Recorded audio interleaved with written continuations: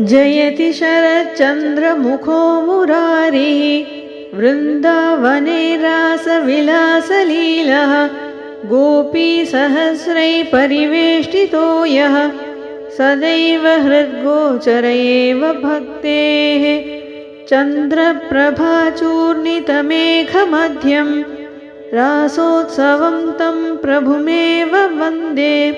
लक्ष्म्या सहैव स्थितमिन्दिरेण प्रेमामृतं वर्षति योगमूर्तेः नीलमेघश्यामलमिन्दुबिम्बं रासाङ्गने रम्यतरं विभान्तं वीणाविलासैकलगीतगानैः लसन्तमाद्यं हरिमेव वन्दे गोपीजनानां मनसां निवासं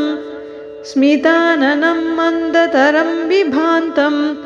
माधुर्यधारां झरतीं सुधां च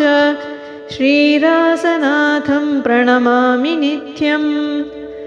नृत्यत्ययं रासवने सुदीपः मधुर्मधुर्माधवभक्तियोगः तस्मै नमो नित्यसुखाय तस्मै यः शान्तिदो योगविभूतिदाता।